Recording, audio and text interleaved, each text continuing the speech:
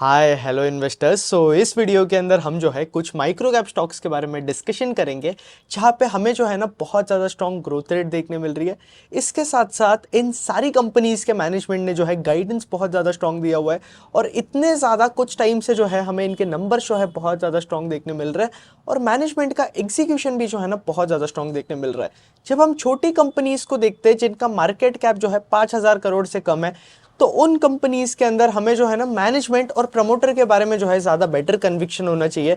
इसके साथ साथ हमें जो है उनके एग्जीक्यूशन के बारे में आइडिया होना चाहिए, क्योंकि अगर हम ये सारी चीज़ें ट्रैक नहीं करेंगे तो बहुत ज़्यादा हाई चांसेस है कि उस कंपनी का मैनेजमेंट, उस छोटी कंपनी का मैनेजमेंट जो कि हमें स्टोरीज बोल रहा है, हम इन्वेस्टर को इन सारी स्टोरीज के अंदर जो है हम फंस सकते हैं। तो माइक्रो कैप स्टॉक के अंदर रिस्क बहुत ज़्यादा है, इसलिए इन स्टॉक्स को जो है आपको एज इन्वेस्टर जो है बहुत ज़्यादा क्लोजली ट्रैक करना पड़ेगा, नहीं तो हमारे कैपिटल के ऊपर जो है एक बहुत बड़ा रिस्क बन सकता है। तो ये सारी चीज़ें जो है आपको ध्यान में रखकर चलनी पड़ेगी। तो अब सीधा जो है हम स्टॉक्स डिस्कस करना स्टार्ट करते हैं। जो पहली कंपनी जो कि मुझे आपसे डिस्कस करनी है उसका नाम है ओबीएससी परफेक्शन लिमिटेड। अब ओबीएससी परफेक्शन लिमिटेड जो है ना आपके प्रिसीजन इंजीनियरिंग वाले बिजनेस के अंदर है। तो यहाँ पे अगर आप देखोगे तो ये जो कंपनी है आपकी प्रॉक्सी कंपनी बनकर आती है आपके ऑटो सेक्टर के लिए, एरोस्पेस के लिए, डिफेंस सेक्टर के लिए, मरीन सेक्टर के लिए, ये सारी सेक्टर के लिए जो है ये कंपनी प्रॉक्सी बनकर आती है। ओबीएससी के अगर आप मैक्सिमम रेवेन्यूज देखोगे तो हमें जो है ना अभी भी इनके मैक्सिमम रेवेन्यूज जो है ना ऑटो सेक्टर से देखने मिलते हैं, अबाउट 80% ऑफ रेवेन्यूज। और यहाँ अगर आप देखोगे तो कंपनी के क्या की प्रोडक्ट्स बनकर आते हैं, शॉक एब्जॉर्बर रॉड्स इनका एक मेन प्रोडक्ट है, सेंसर बॉस इनका एक मेन प्रोडक्ट है। अगेन ये लोग जो है ना मिसाइल्स के लिए उनकी टिप्स बनाते हैं, वाटर इंजेक्टर बनाती है कंपनी, ट्यूब फिटिंग बनाती है, ये सारे जो है कुछ प्रोडक्ट्स है कंपनी के जो है। कुछ कुल मिलाकर जो है 5 मैन्युफैक्चरिंग फैसिलिटीज के आसपास है, जिनमें से एक मैन्युफैक्चरिंग फैसिलिटी जो है इनकी खुद की है, और बचे हुए जो 5 है उनके लीस्ट है।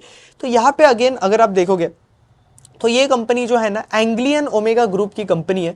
तो इसके साथ साथ इस कंपनी के जो कॉर्पोरेट प्रमोटर्स है ना वो बहुत ज़्यादा स्ट्रांग है, और ये लोग आपके प्रिसीजन इंजीनियरिंग वाला जो बिजनेस है ना उसके अंदर 1969 से। अब देखो कोई भी कंपनी अगर प्रिसीजन इंजीनियरिंग के अंदर काम कर रही है ना वो कंपनी बहुत ज़्यादा स्ट्रांग एबिटा मार्जिन बना पाती है। तो इसलिए अगर आप देखोगे तो ये कंपनी जो है ना आराम से 18, 19, 20% के आसपास का जो है एबिटा मार्जिन बना पाती है। फिर इसके साथ साथ जब मैं ओबीएससी की बात करूं तो इन्होंने 2024 के अंदर इनका 4th यूनिट स्टार्ट करा था मशीनिंग के लिए पुणे के अंदर, एंड अगेन इनका जो 5th यूनिट है वो भी 2025 में इन्होंने एस्टेब्लिश करा हुआ है पुणे के अंदर, दैट इज ऑल्सो फॉर आपका फॉर्जिंग। तो कंपनी जो है आपके फॉर्जिंग की तरफ मूव हो रही है, जिसके वजह से जो है ये लोग ज्यादा कॉम्प्लेक्स और लार्जर पार्ट्स बना पाएंगे, एंड अगेन हमें जो है कंपनी के रेवेन्यूज बेटर होते हुए देखने मिलेंगे इस रीजन की वजह से, और मार्जिन जो है हमें कंपनी के बेटर होते हुए देखने मिलेंगे। इसके साथ साथ ये लोग जो है इनकी एक गीगा फैक्ट्री के लिए भी केपेक्स कर रहे हैं। तो गीगा फैक्ट्री के लिए ये जब केपेक्स करेंगे तो ये इनके सारे प्रोसेसेस जो है इन हाउस लेकर आएंगे, जिसके वजह से अगेन हमें कंपनी के मार्जिन जो है बेटर होते हुए देखने मिलेंगे। इन्होंने जो है आपके एरोस्पेस क्लाइंट्स के साथ भी ये लोग काम करने के लिए देख रहे हैं, तो कंपनी जो है आपके एरोस्पेस कंपोनेंट्स वाले बिजनेस के अंदर भी जा रही है। अब देखो आप जब प्रिसीजन इंजीनियरिंग वाले बिजनेस के अंदर हो ना तो ये बिजनेस जो है ना थोड़ा स्पेशलाइज्ड बिजनेस होता है। हर एक कंपनी के लिए पॉसिबल नहीं है कि कल को चलो हम भी जो है प्रिसीजन इंजीनियरिंग वाले बिजनेस के अंदर चल जाते हैं, क्योंकि इस बिजनेस के अंदर जो है ना आपको कुछ कंपोनेंट्स होते हैं जो कि आपको बहुत क्लोजली बनाने पड़ते हैं, और इस कंपोनेंट के अंदर गलती से भी इधर उधर गलती हो जाती है तो वो कंपोनेंट जो है फेल हो जाते हैं, इक्विपमेंट्स फेल हो जाते हैं, और इसलिए आपके कंपनी को जो है कॉन्ट्रैक्ट्स भी नहीं मिलेंगे। तो बहुत कंपनी इस बिजनेस के अंदर काम कर पाती है। तो यहाँ पे इन्होंने जो है AS 9100D का जो है सर्टिफिकेशन के लिए भी अप्लाई करा है, तो जहाँ से ये लोग जो है आपके एरोस्पेस क्लाइंट्स के लिए भी जो है काम कर पाएंगे। इसके साथ साथ अगेन अगर आप देखोगे तो ऑर्डर बुक के अंदर जो है हमें स्ट्रॉन्ग ग्रोथ देखने मिले है कंपनी के। तो इनकी जो ऑर्डर बुक है ना अबाउट 70% से इंक्रीज होते हुए हमें देखने मिली है ड्यूरिंग आपका FY26 टेल डेट। तो ये जो है एक इंटरेस्टिंग बात बन जाती है। इसके साथ साथ कंपनी के ऑर्डर बुक में अबाउट 55% ऑफ ऑर्डर्स जो है इनके एक्सपोर्ट से आते हैं। एंड यहाँ अगर आप देखोगे तो कंपनी आपके बाकी वर्टिकल्स की तरफ भी मूव हो रही है, जैसे कि डिफेंस, मरीन, रिन्यूएबल्स। तो वहाँ से जो है अभी एज ऑफ नाउ कंपनी के 21% ऑफ रेवेन्यूज आ रहे हैं, तो वो जो है हमें आगे जाकर इंक्रीज होते हुए देखने मिलेंगे, जिसके वजह से मार्जिन्स भी जो है ना ओबीएससी के हमें बेटर होते हुए देखने मिलेंगे। ओबीएससी पे मैंने एक बहुत डिटेल वीडियो कवर कर रखा है, तो अगर आपने बॉस अभी तक वो वाला वीडियो नहीं देखा है, आई वुड सजेस्ट कि आप ओबीएससी वाला वो डिटेल्ड एनालिसिस देख लेना। यहाँ पे ओबीएससी के अंदर अगर आप देखोगे तो हमें आगे जाकर जैसे इनके वर्टिकल स्केल होते हैं डिफेंस और एरोस्पेस, उसके वजह से मार्जिन बेटर होंगे। और अगेन इन्होंने जो है एक्सपोर्ट के लिए 50% CAGR का गाइडेंस दिया हुआ है इन कमिंग ईयर्स, और टॉप लाइन का ये लोग गाइडेंस दे रहे हैं आराम से जो है 200 करोड़ के आसपास का टॉप लाइन कर लेंगे, क्योंकि ये 40% की टॉप लाइन ग्रोथ की बात कर रहे हैं। तो ये जो है एक इंटरेस्टिंग बात बन जाती है, इसलिए आप ओबीएससी परफेक्शन को जो है ट्रैक कर सकते हो। बट यहाँ पे आपको मैनेजमेंट का एग्जीक्यूशन किस तरीके से प्ले आउट होता है वो सारी चीजें जो है ध्यान रखनी पड़ेगी। अब अगली जो कंपनी है उसका नाम है एमट्रॉन। अब एमट्रॉन इलेक्ट्रॉनिक्स जो है ना ईएमएस स्पेस के अंदर कंपनी आती है। इस कंपनी के अंदर मुझे सबसे ज्यादा क्या इंटरेस्टिंग लग रहा है, यहाँ पे ग्रोथ रेट जो है ना वो हमें बहुत ज्यादा स्ट्रॉन्ग देखने मिल रही है। जैसे कि FY25 के अंदर अगर आप देखोगे तो कंपनी ने अपनी टॉप लाइन जो है ना 71% से ग्रो करी थी, तो वो बहुत इंटरेस्टिंग हो जाता है। इसके साथ साथ कंपनी के मार्जिन जो है ना हमें बेटर होते हुए देखने मिलेंगे। तो इनके मार्जिन ये लोग आराम से 26-25% के आसपास एबिटा मार्जिन ये लोग जनरेट कर पा रहे। और यहाँ FY25 मार्च वाला क्वार्टर देखोगे, दैट इज आपका Q4 FY25, तो हमें इनके मार्जिन के अंदर जो है ना थोड़ा फॉल देखने मिला है। और ये फॉल वगैरह जो है मार्जिन फ्लक्चुएशन जो है हमें कंपनी के जो प्रोडक्ट मिक्स है ना उसके वजह से जो है देखने मिला है। इसके साथ साथ एमट्रॉन का जो मैनेजमेंट है उसका गाइडेंस बहुत ज्यादा इंटरेस्टिंग है। तो यहाँ मैनेजमेंट ने गाइड किया है कि ये लोग इन कमिंग 3 to 4 ईयर्स जो है आराम से 30-40% CAGR के आसपास जो है अपनी टॉप लाइन जो है ग्रो कर सकते हैं। 50% CAGR तक भी जो है ये लोग आराम से कर सकते हैं। फिर इसके साथ साथ इनकी जो है 5 सरफेस माउंट आपकी टेक्नोलॉजी लाइन से, इसके साथ साथ इनकी अबाउट 37 THT लाइन से और 3 बॉक्स बिल्ड असेंबली लाइन से। तो अब जो बॉक्स बिल्ड वाला सेगमेंट है ना वहां से जो है कंपनी अच्छे खासे मार्जिन कमा पाती है। तो एक रीजन है बॉस जिसके वजह से एमट्रॉन के मार्जिन जो है ना इतने ज्यादा हाई, क्योंकि ये आपके बाकी सेगमेंट्स के अंदर भी काम करता है। जब हम ईएमएस कंपनीज की बात कर रहे हैं तो हमारे दिमाग में कौन सी कंपनीज आती है, ईपैक ड्यूरेबल जैसी कंपनीज आ जाती है, पीजीएल जैसी कंपनीज आ जाती है। लेकिन इन कंपनीज के अंदर अगर आप देखोगे तो इनके मार्जिन कम होते हैं, 8, 7, 9, 10, 11% के आसपास होते हैं। और एमट्रॉन जैसी कंपनी 26% का एबिटा बना पा रही है। अब रीजन ये बनकर आता है कि जो भी कंपनी आपके कंज्यूमर ड्यूरेबल के अंदर, कॉन्ट्रैक्ट मैन्युफैक्चरिंग के अंदर है ना, तो उसके अंदर क्या होता है कि उनके मार्जिन जो है ना थोड़े लोअर साइड पे ही होते हैं, क्योंकि आरएसी वाले डिवीजन के अंदर आपके मार्जिन लोअर साइड पे होते हैं। तो आपका आरएसी वाला डिवीजन जो है ना वो एक वॉल्यूम गेम है। अब एमट्रॉन जो है ना आपके कंज्यूमर ड्यूरेबल वाले कैटेगरी के अंदर काम नहीं करता है। एमट्रॉन कहाँ काम करता है, ये आपके aerospace sector, defence sector, again अगर आप देखोगे तो बाकी सारे स्पेसेस के अंदर जो है एमट्रॉन काम करता है। इसके साथ साथ ये लोग जो है ना प्रॉपरली वर्टिकली इंटीग्रेटेड कंपनी है, जिसके वजह से ये लोग जो है इतने ज़्यादा हाई मार्जिन्स मेंटेन कर पाते। तो ये लोग बॉक्स बिल्ड के अंदर क्या क्या करते हैं, फंक्शनल टेस्टिंग करते, आपका सिस्टम इंटीग्रेशन करते, प्लास्टिक वाली सर्विस प्रोवाइड करते, मशीनिंग करते। फिर इसके साथ साथ ये लोग जो है आपका पीसीबी डिजाइनिंग, पीसीबी असेंबलिंग, ये सारी सर्विसेज जो है कंपनी अपने क्लाइंट्स को जो है प्रोवाइड करके देती है। तो कंपनी कौन सी मेन सर्विसेज के अंदर है, एक आपका बॉक्स बिल्ड, दूसरा जो है पीसीबी है, और तीसरा वाला जो है आपका integrated end to end services. तो कंपनी के बॉक्स बिल्ड के अंदर जो है अच्छे खासे मार्जिन कंपनी जो है ये वाले डिवीजन के अंदर बना पाती है। तो बॉक्स बिल्ड के अंदर होता क्या है कि ये लोग जो है ना इसके अंदर ये लोग आपके प्रोडक्ट की असेंबलिंग करते, फिर इसके साथ साथ उसकी पैकेजिंग करते, लेबलिंग करते और टेस्टिंग करते, और फिर इसके बाद जो है ये इनके कस्टमर्स को देते। तो यहाँ पे ये लोग आपके सेमीकंडक्टर्स के अंदर भी काम करने वाले। फिर इसके साथ साथ पीसीबीए के अंदर ये लोग जो है आपका पीसीबीए जो आपके कंपोनेंट्स होते हैं सर्किट बोर्ड्स वाले, वो जो है असेंबल करके अपने क्लाइंट्स को जो है दे देते हैं टेस्टिंग वगैरह करने के बाद। तो ये जो है इनका पीसीबीए वाला सर्विस आ जाता है। और आपके इंटीग्रेटेड डिजाइन सर्विसेज के अंदर ये लोग जो है आपके एंड टू एंड टर्न की सॉल्यूशंस प्रोवाइड करके दे देते हैं इनके क्लाइंट्स को। जैसे कि डिजाइनिंग से सारी सर्विसेज ये लोग स्टार्ट करते, मास मैन्युफैक्चरिंग भी जो है यही लोग करते। तो इस वाले डिवीजन के अंदर ये सारी सर्विसेज जो है कंपनी प्रोवाइड करती है। ये कुछ प्रोडक्ट्स है, कंपनी का प्रोडक्ट कैटलॉग है। जैसे कि ऑटोमोटिव सेक्टर के अंदर अगर आप देखोगे तो EV, battery management system, battery control unit, ये सारे प्रोडक्ट्स के अंदर कंपनी काम करती है। इंडस्ट्रियल के अंदर अगर हम बात करें तो कंपनी जो है आपका प्रेशर स्विच के अंदर काम करती है, पीसीबीए के अंदर काम करती है, फ्यूल डिस्पेंसर के अंदर काम करती है, गेमिंग के अंदर भी ये लोग काम कर रहे हैं। तो ये लोग आपका कंट्रोलर बनाते, डिजिटल क्यूब बनाते। अगेन अगर आप देखोगे तो रोबोटिक्स के अंदर ये लोग ड्रोन बनाते, फिर आपका ऑटोमेटेड गाइडेड व्हीकल बनाते, ये लोग वेयर हाउस रोबोटिक्स बनाते। मेडिकल की अगर हम बात करें तो मेडिकल के अंदर ये लोग आपका एयर क्वालिटी मेजरमेंट डिवाइस बनाते। फिर इसके साथ साथ ये लोग आपके स्मार्ट वॉचेस के अंदर है, क्रिटिकल इक्विपमेंट के अंदर है। तो ये सारे कुछ प्रोडक्ट्स जो है कंपनी बनकर आते हैं और इतने सारे डिविजन्स के अंदर कंपनी काम करती है। तो इसलिए अगर आप इनके मार्जिन्स देखोगे तो थोड़े जो है हाईयर साइड पे बनकर आते हैं। तो अगले कमिंग ईयर्स हमें 40 to 50% CAGR की ग्रोथ रेट्स देखने मिल सकती है। अब एमट्रॉन के अंदर एक टैरिफ वाला जो है हमें रिस्क देखने मिल सकता है। तो ये चीज अब हमें देखना पड़ेगा कि यूएस और इंडिया की जो ट्रेड डील है वो जो है हमें किस तरीके से जो है फाइनलाइज होते हुए देखने मिलती है, क्योंकि कंपनी के अच्छे खासे रेवेन्यूज जो है ना अभी अभी भी जो है यूएस से देखने मिलते हैं। तो यहाँ पे अगेन मैनेजमेंट क्या बता रहा है कि मैनेजमेंट जो है ना आपके चाइना +1 वाले ट्रेंड के ऊपर फोकस कर रहा है, क्योंकि मैक्सिमम कंपनीज की सप्लाई चेन्स देखो चाइना के अंदर है, तो वो चाइना से बाहर जा रहे हैं और इंडिया की तरफ मूव हो रहे हैं। लेकिन कई सारे लोग जो है ना, यूएस जिस तरीके से इंडिया को कॉर्नर कर रहा था, लोग जो है इंडिया +1 ट्रेंड की भी बात कर रहे थे। तो ये भी जो है हमें बहुत देखने मिल रहा था। अब चीज़ें जो है आपके डील के ऊपर बनेगी।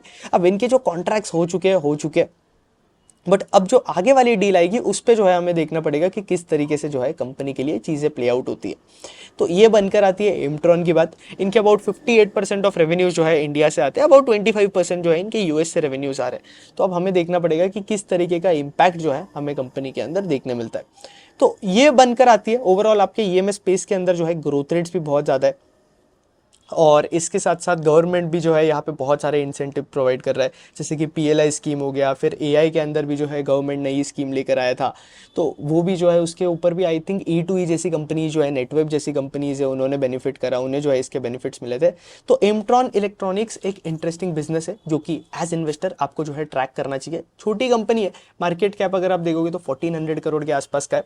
तो ट्रैक करो, यहाँ पे आपको देखना पड़ेगा कि मैनेजमेंट का एग्जीक्यूशन किस तरीके से जो है हमें प्ले आउट होता है। अब पहले Q4 के अंदर हमें कंपनी के रिसीवेबल जो है वो बहुत ज़्यादा इंक्रीज होते हुए देखने मिले थे, और Q4 के अंदर इनका एक अकाउंटिंग इशू भी जो है हमें देखने मिला था। अब वो अकाउंटिंग इशू ये था कि मैनेजमेंट ने जो है आपका COGS के अंदर जो है, और इसके साथ साथ आपके वेजेस को जो है आपके अकाउंटिंग स्टेटमेंट्स के अंदर जो क्लासिफिकेशन है ना वो चेंज किया था, जिसकी वजह से हमें मार्जिन जो है कंपनी के वो इम्पैक्ट होते हुए देखने मिले। तो ये चीज़ जो है आप इंडिपेंडेंटली एज इन्वेस्टर जो है जाकर देख सकते हो। अब इसके बाद एक और बहुत इंटरेस्टिंग कंपनी जो कि मुझे दिख कर आ रही है वो है ओराइना पावर। अब ओराइना पावर को जो है हम बहुत डिटेल के अंदर जो है चैनल पर डिस्कस कर चुके हैं, इसका बहुत डिटेल बिजनेस एनालिसिस अवेलेबल है। अब मैं ओराइना पावर को एक और बार आपके साथ क्यों डिस्कस कर रहा हूँ, क्योंकि देखो कंपनी का मार्केट कैप 5000 करोड़ के आसपास का है, लेकिन कंपनी के अंदर जो ग्रोथ रेट्स है ना वो जो है हमें बहुत ज़्यादा इंटरेस्टिंग देखने मिल रही है। इसके साथ साथ ये जो कंपनी है आपके एसएमई के अंदर भी काम करती है।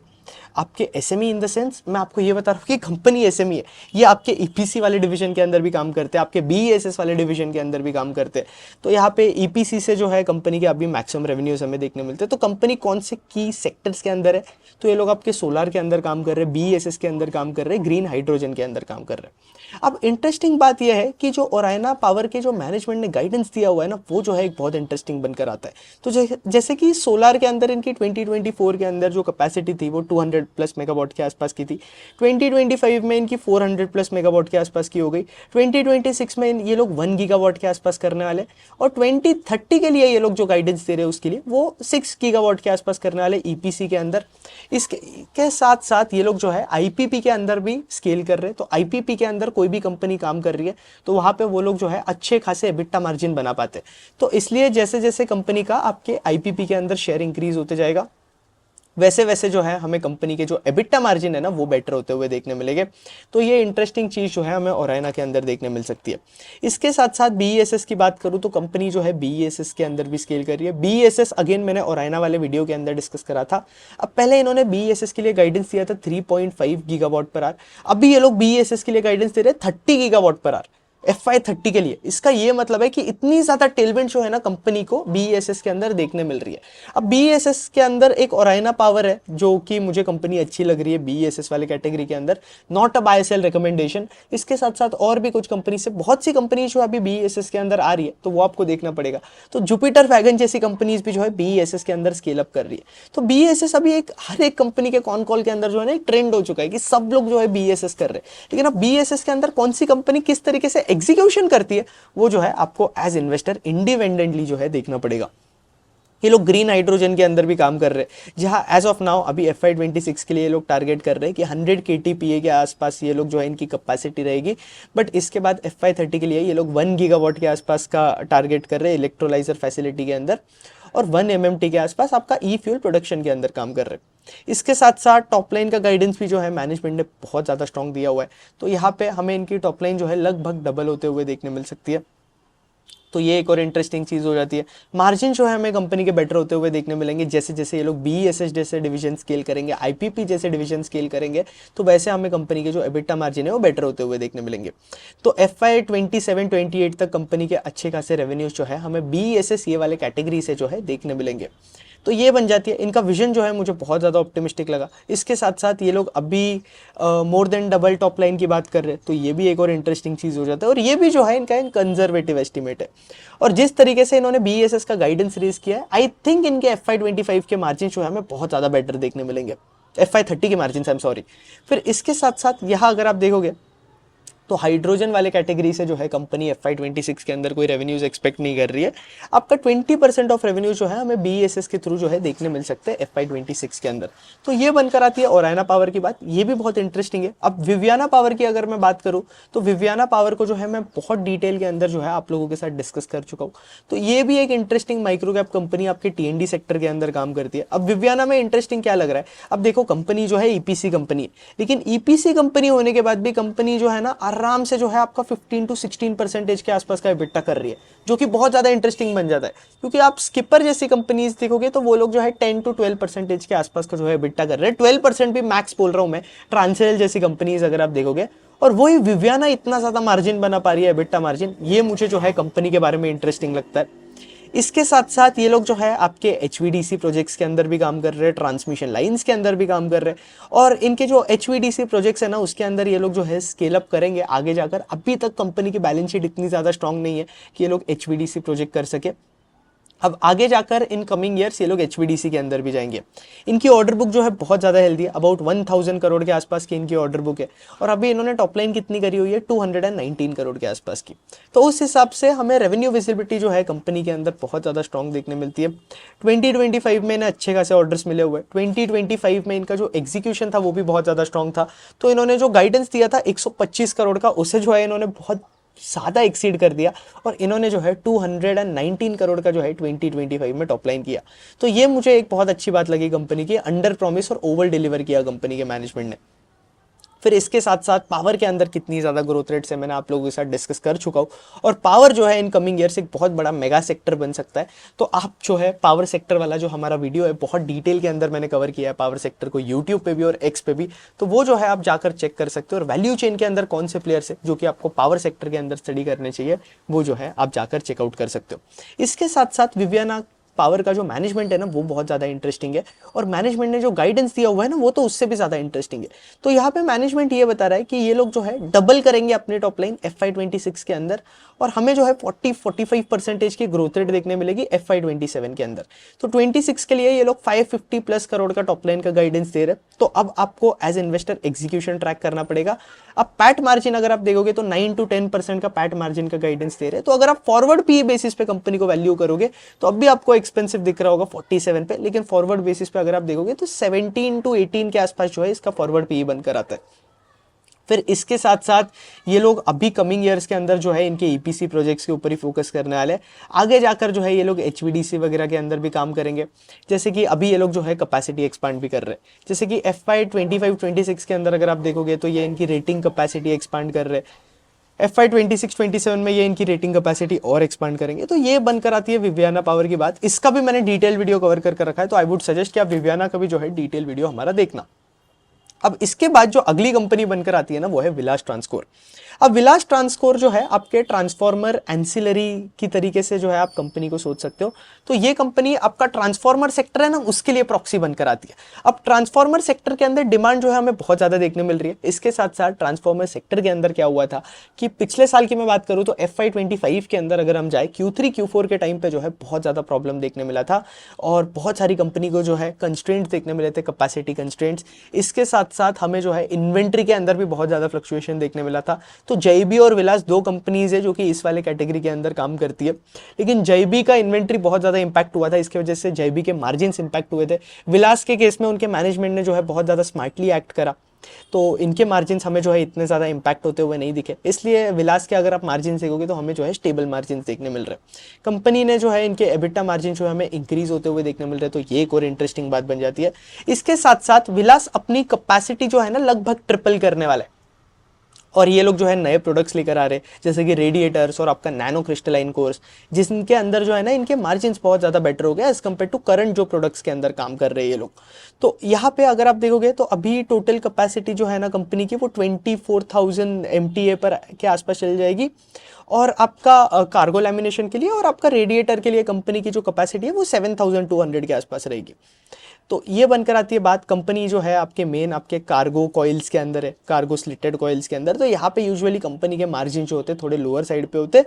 जो नए प्रोडक्ट्स हैं उनके अंदर कंपनी के मार्जिन जो रहेंगे ना वो थोड़े हायर साइड पे रहेंगे।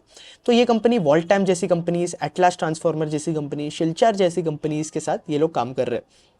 यहाँ पे इनका जो मैनेजमेंट है उन्होंने भी 60 to 70% का जो है टॉप लाइन का गाइडेंस दिया हुआ है, जो कि बहुत इंटरेस्टिंग है। अब जो हमारा आयुष मर्दा रिसर्च डेस्क वाला चैनल है ना, उस पर मैंने विलास और जयबी का जो है एक बहुत डिटेल P2P कंपैरिजन वाला जो है एक वीडियो बना कर रखा है। डिस्क्रिप्शन में भी मैं लिंक पोस्ट कर दूंगा, जस्ट इन केस अगर डिस्क्रिप्शन में नहीं रहा तो आप जो है यूट्यूब पे सर्च कर लेना। यूट्यूब पे जो है हमारा जो रिसर्च डेस्क वाला चैनल है ना, वो वाले चैनल पे आपको ये वीडियो मिलेगा।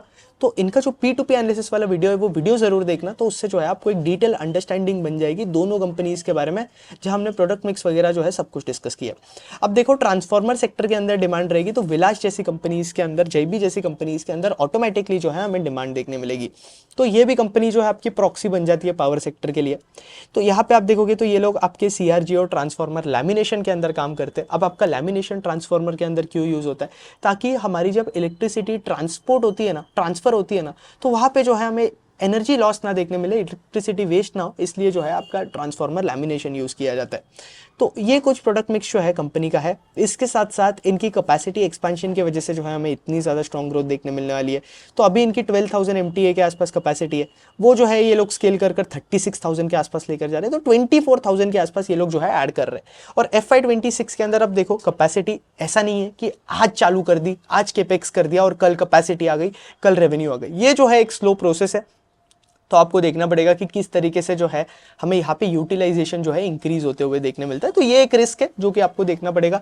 लेकिन अगेन मैनेजमेंट बता रहा है कि इन्हें जो है अच्छे खासे ऑर्डर्स जो है इसके लिए भी मिले हुए। तो हो सकता है कि यहाँ पे जो है हमें H1 FY26 के अंदर ग्रोथ रेट स्ट्रॉन्ग देखने मिले विलास के अंदर। तो ये बनकर आती है विलास की बात। जो आखिरी कंपनी है ना वो है GSM फॉइल्स। अब GSM फॉइल्स अगेन इनका मैनेजमेंट भी बहुत इंटरेस्टिंग है। अब कंपनी के मैनेजमेंट ने गाइडेंस भी जो है बहुत स्ट्रॉन्ग दिया हुआ है। ये लोग 60% टॉप लाइन का गाइडेंस दे रहे हैं। यहाँ अगर हम GSM फॉइल्स का जाकर कॉन कॉल चेक करें तो यहाँ पे आप अगर गाइडेंस चेक करोगे तो यहाँ पे जो है मैनेजमेंट ने FY26 के लिए जो है आराम से आपका 240 to 260 करोड़ के आसपास का जो है टॉप लाइन का गाइडेंस दिया हुआ है। और ये लोग 250 करोड़ तो आराम से कर लेंगे। अभी कंपनी कितना टॉप लाइन कर रही है? 134 करोड़ के आसपास का। तो 250 को अगर आप 134 करोड़ से डिवाइड करोगे तो आराम से इनका गाइडेंस जो है 80% के आसपास बन जाता है। तो गाइडेंस जो है इनका बहुत ज़्यादा स्ट्रॉन्ग है। अब देखते हैं कि क्या हमें एग्जीक्यूशन देखने मिलता है क्या। जिस तरीके के इनके नंबर्स आ रहे हैं, जैसे कि अभी इनका रिसेंटली बिजनेस अपडेट आया है जहां हमें इनकी सेल जो है ना 80% से ग्रो होते हुए देखने मिली है सितंबर के अंदर। इसके पहले जो इनका पिछला बिजनेस अपडेट भी आया था वहां पे भी जो है हमें स्ट्रॉन्ग ग्रोथ रेट देखने मिली थी। जैसे कि अगर हम इनका पिछला बिजनेस अपडेट जाकर देखें, आप इंडिपेंडेंटली जो है जाकर स्क्रीनर पर चेकआउट कर सकते हो, तो वहाँ पर जो है हमें ग्रोथ रेट्स बहुत ज़्यादा स्ट्रॉन्ग देखने मिल रही है।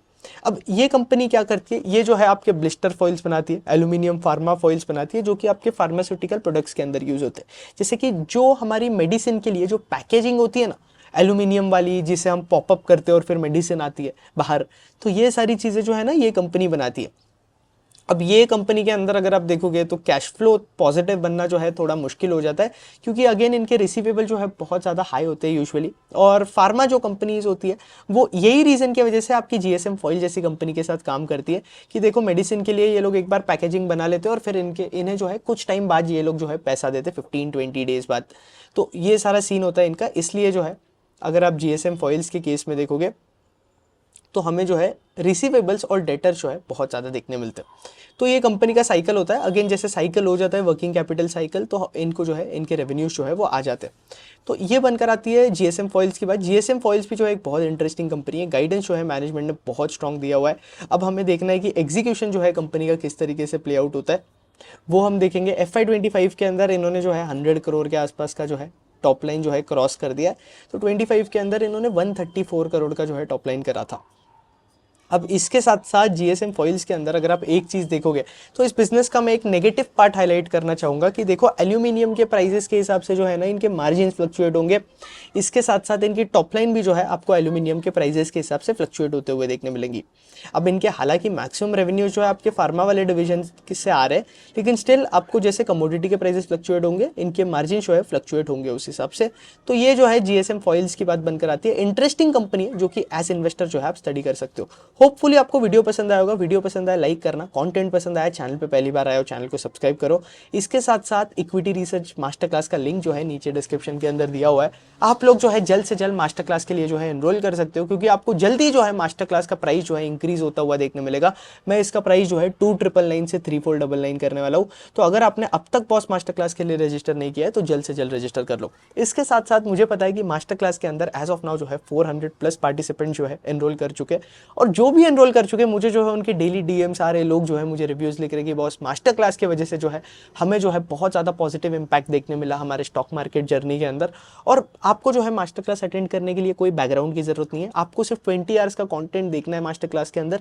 इसके साथ साथ आप केपेबल हो जाओगे कि आप लोग जो है कंपनीज को ट्रैक कर पाओ मार्केट के अंदर। आप लोग जो है आप खुद बैठकर जो है एज इन्वेस्टर जो है इंडिपेंडेंट डिसीजन मेकिंग कर पाओ। तो ये सारी चीज़ें जो है ना मैंने मास्टर क्लास के अंदर जो है इस तरीके से इस लेवल से बनाई हुई है कि आपको जो है ना मार्केट के अंदर आपके डिसीजन लेने की जो है किसी और की ज़रूरत नहीं पड़ेगी। आप खुद बैठकर जो है कंपनीज को ट्रैक कर सकते हो, सेक्टर्स को ट्रैक कर सकते हो, एंड आप जो है डिसाइड कर सकते हो कि क्या ये कंपनी जो है आपके लिए सही है। इसके साथ साथ आप ये भी डिसाइड कर सकते हो कि किस तरीके से आपको जो है आपके पोर्टफोलियो के अंदर पोजीशन बिल्ड कैसे करनी चाहिए। और इस मास्टर क्लास के अंदर जो है मैंने अबाउट 300 प्लस कंपनीज जो है डिस्कस करी हुई है, डिफरेंट सेक्टर्स डिस्कस करे हुए। तो मैं जो है ओवर 600 प्लस कंपनीज ट्रैक करता हूँ। तो इतनी सारी कंपनीज जो है मैंने मास्टर क्लास के अंदर डिस्कस करी हुई है। आपको कोई बैकग्राउंड देखने की, कोई बैकग्राउंड से होने की जरूरत नहीं है। आपको सिर्फ आना है, बैठना है, कंटेंट देखना है। आपका 20 आवर्स के रिकॉर्डेड लेक्चर्स जो है वो आपको देखने हैं। एक बार मास्टर क्लास में आप एनरोल कर लेते हो और फिर उसके बाद जो है आप भी जो है कंपनीज ट्रैक कर पाओगे। तो जल्द से जल्द एनरोल कर लेना, लिंक नीचे डिस्क्रिप्शन में है। होपफुली वीडियो पसंद आया होगा। दैट्स इट, आयुष मर्दा साइनिंग ऑफ। जय हिंद, जय भारत। कमेंट सेक्शन के अंदर बताना कि आपको जो है कौन सा वीडियो चाहिए नया वाला। दैट्स इट, आयुष मर्दा साइनिंग ऑफ।